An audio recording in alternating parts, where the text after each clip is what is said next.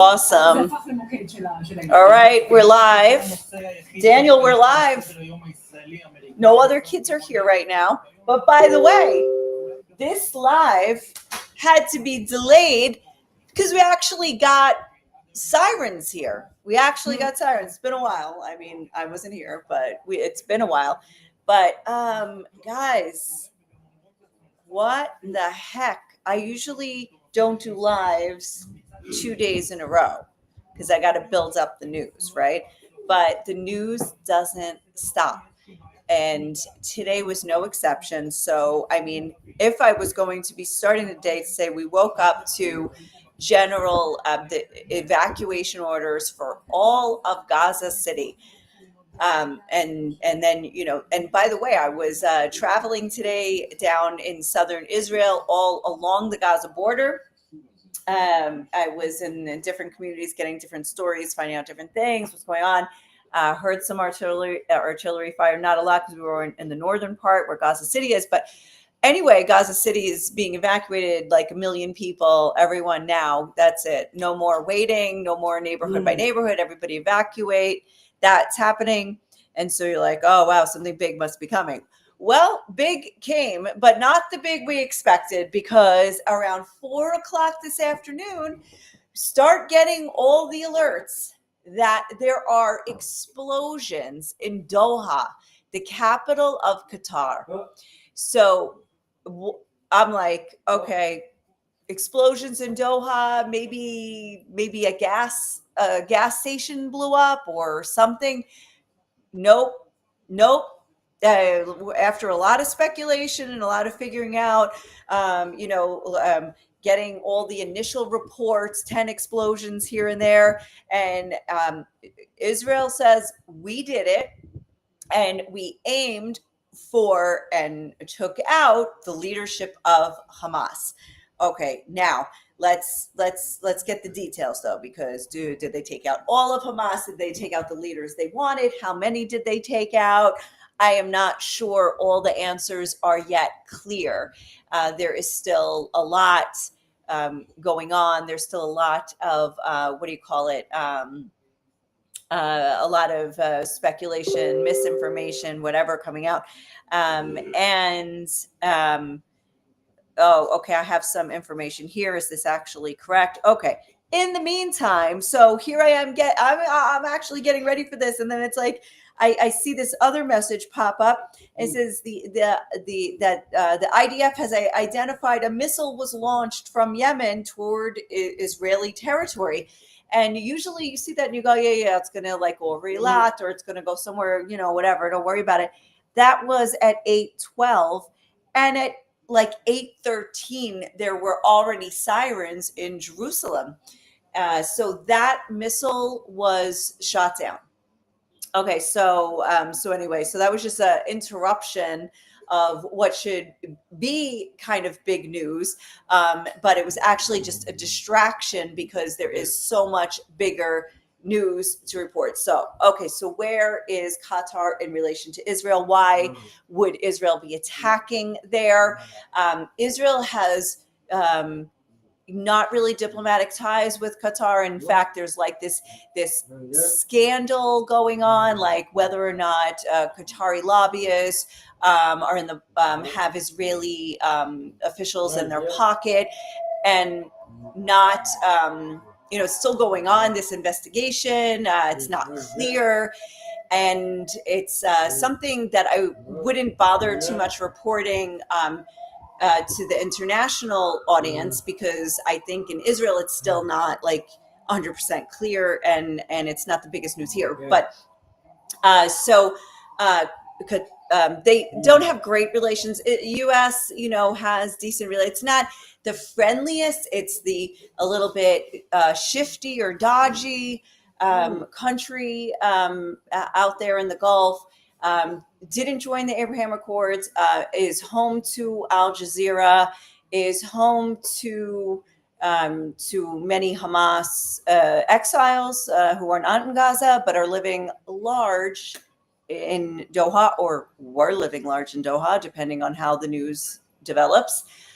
And it's like this. The Emirates, United Arab Emirates, and Bahrain joined the Abraham Accords, came out publicly to sign agreements with Israel, but Qatar, no. Qatar was not close.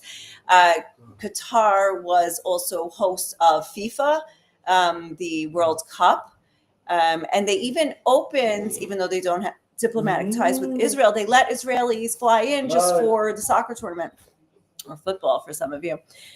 So very complex. And now most of the negotiations for this war, for any ceasefire or hostage return, it's been conducted either by Qatar or by Egypt.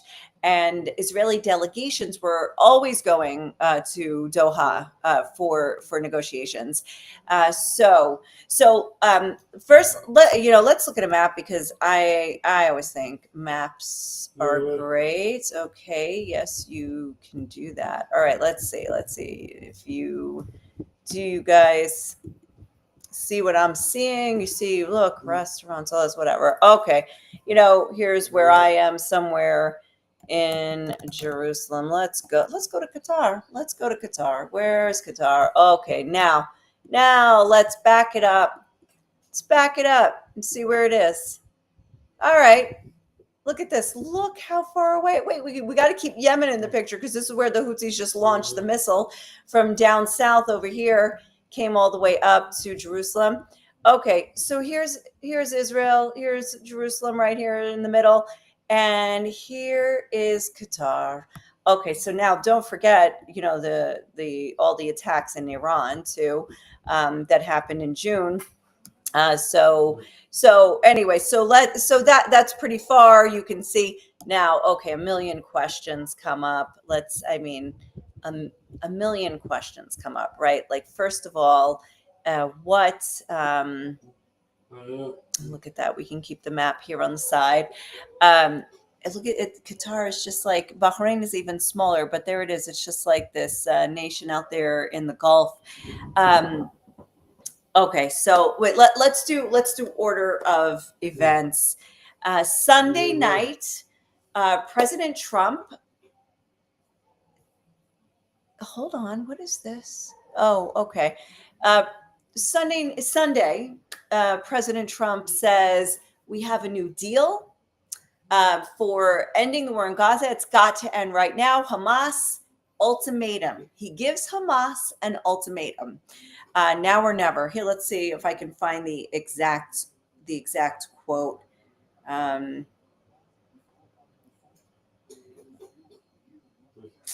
Got to back it up. Yep. Okay, here it is. And okay, September 8th. He says, wow, I'm getting distracted by all the other news that's breaking. Sorry, that was another thing. I'll try to look that up in a second. Everyone wants the hostages home. This is Donald Trump talking. Everyone wants this war to end. The Israelis have accepted my terms. It's time for Hamas to accept as well. I have warned Hamas about the consequences of not accepting. This is my last warning. There will not be another one. Thank you for your attention to this matter. Okay, so that's September 8th. Today is September 9th. So what happened was on September 7th, when President Trump said that I've got a new deal, and I have a new deal, and we're going to be presenting it to both Israel and Hamas. A couple hours later, he announces Netanyahu has accepted the deal. And it was very interesting in Israel as well, because Netanyahu did not bring it to the cabinet. I mean, as far as we know, like, there wasn't a cabinet meeting. It was just like, the news came out, Netanyahu has accepted the deal.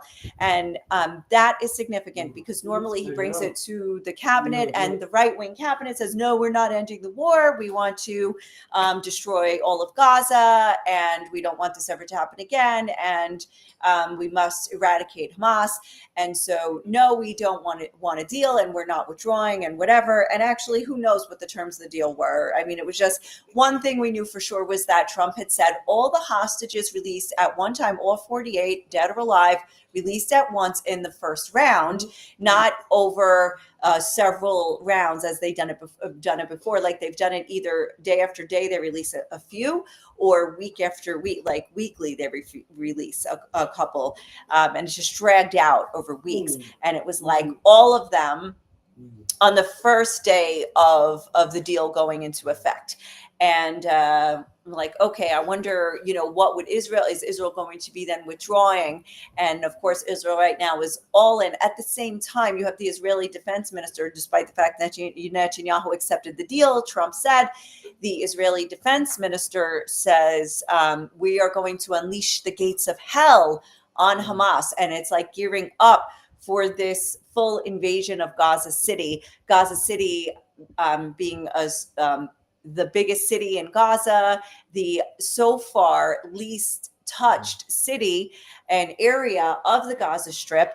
But what Israeli officials claim is the stronghold of Hamas, and they must get Gaza City under control, and then will come the victory. Now, of course, you heard that also about Rafah, the Rafah crossing and Rafah area, which is now under Israeli control for the most part.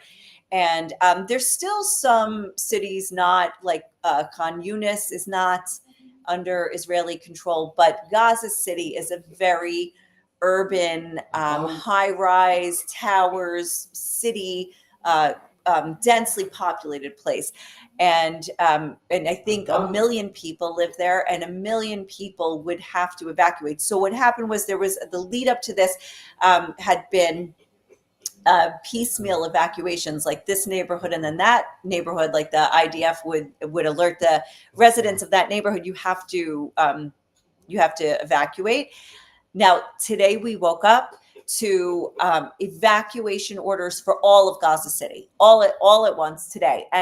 And that was the big news for most of the day until about 4 o'clock. So now Trump says, Netanyahu accepted the deal. Now it's up to Hamas if they're going to accept it. And then you hear his ultimatum, I'm not going to warn you again. And so Hamas has not given an answer, but Hamas is meeting in Doha. Let me show you. I'm going to show you another. I'm going to show you another one. Okay. Now this. Oh, don't tell me I lost. Yes, this is it. Okay, this video. No food or medical supply. But quiet. I don't want to show this part. I want to make sure the video is right and make myself smaller. This is an Israeli comedy show. I'm only going to show you a few seconds of it. You can go and search for it yourself. Eretz Nehederet is the name of the show. And they did a spoof on the Hamas leaders living in Qatar, the exiled Hamas leaders that are living in Doha. Look at their net worth, etc. Here, just take a small glance.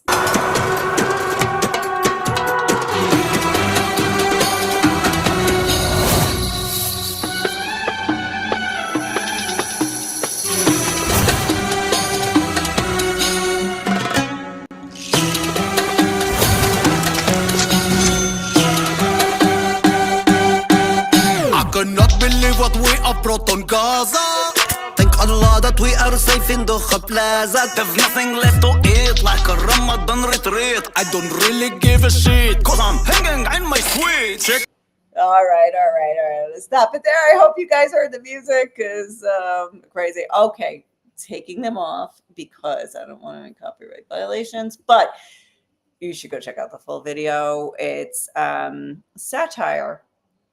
And they're not wrong. I mean, these guys living there, living the high life while there is starvation in Gaza, while people are not getting access to humanitarian aid and are living under very, very difficult circumstances. So the negotiations are not really, as they negotiate, their people are suffering. So, okay.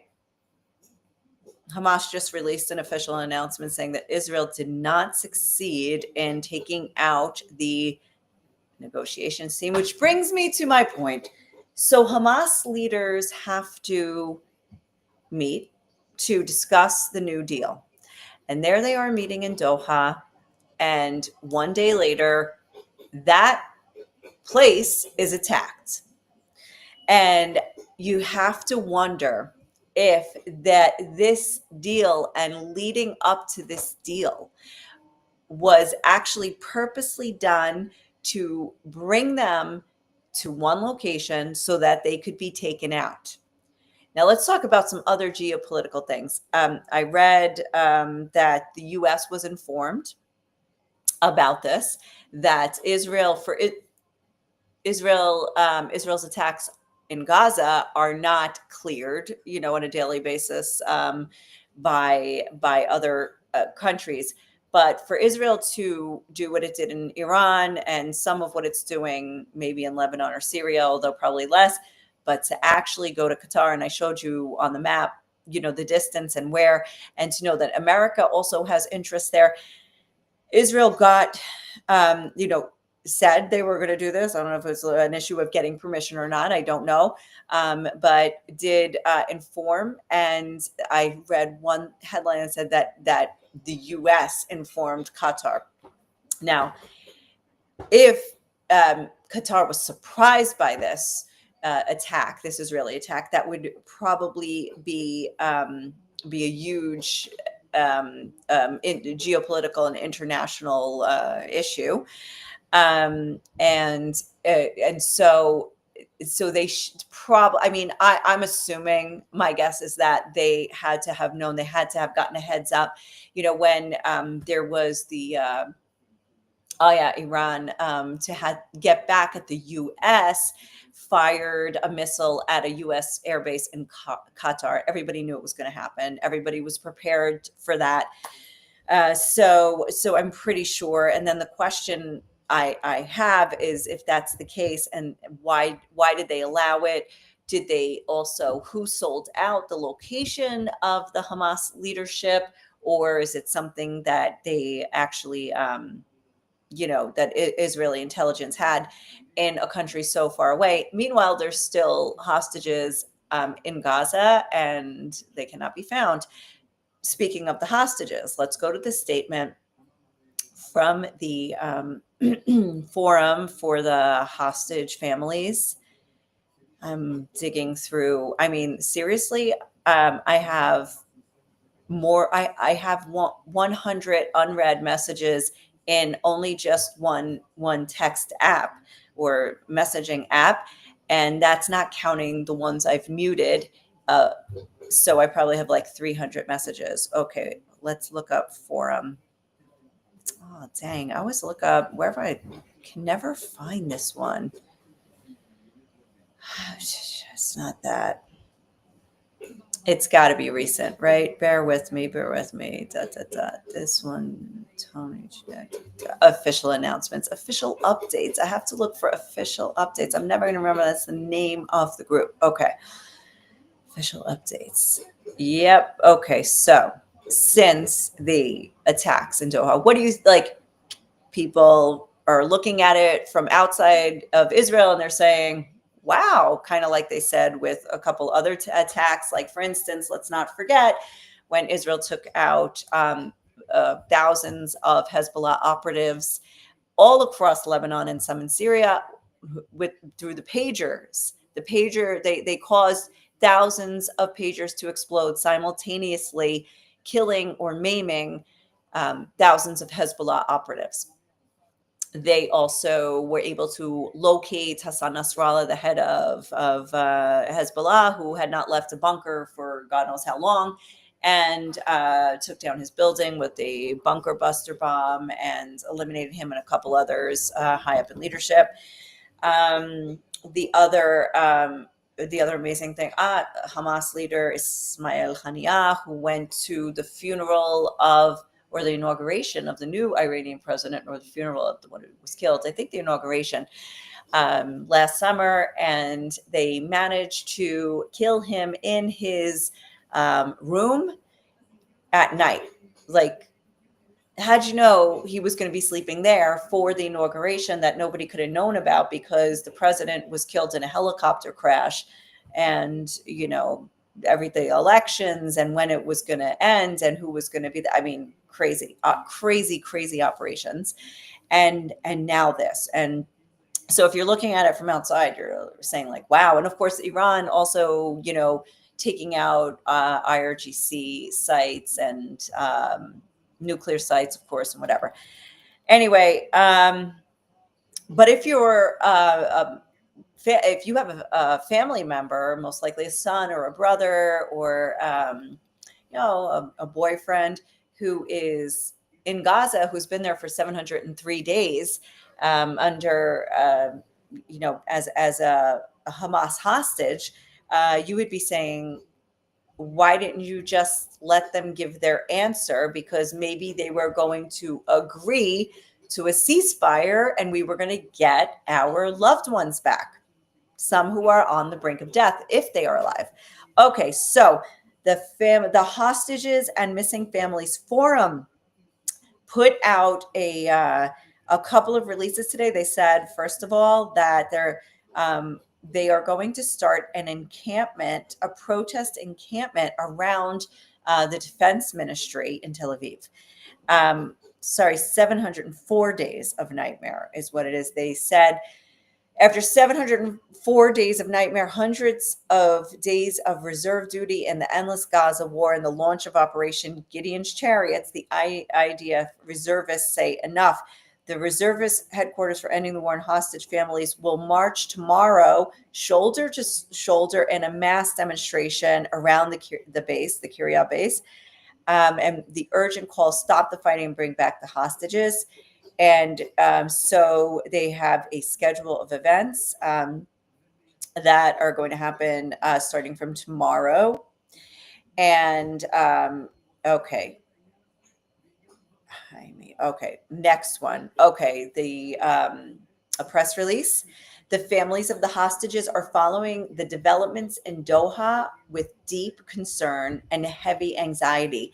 A grave fear now hangs over the price that the hostages may pay. We know from the survivors who have returned that the revenge directed at hostages is brutal. The chance of bringing them back now faces greater uncertainty than ever before, with one thing of absolute certainty: their time is running out. The price for the 48 hostages could be unbearable. The living hostages could be murdered at any moment, and the deceased could disappear forever. The time has come to end the war. So anyway, you can see the different responses from the different people. And of course, this is only just from the Israeli side.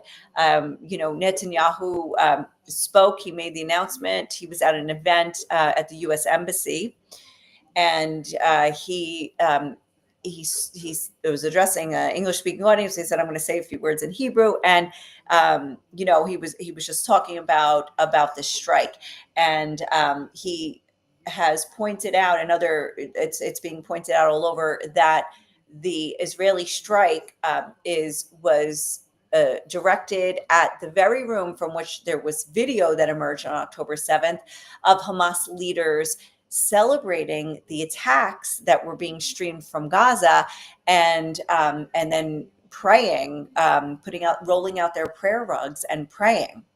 So they are saying this is very symbolic. This kind of attack, the location of the attack, and now if you look around the geopolitically, if you look around.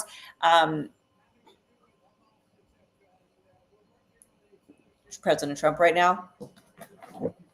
No, but it's not from today. Okay, it's not a response to Doha. Okay, so never mind. Speaking of that, what was I distracted by before? I don't know if this is confirmed that the missile just launched from Yemen, that it was a cluster bomb. Like the warhead has a cluster bomb.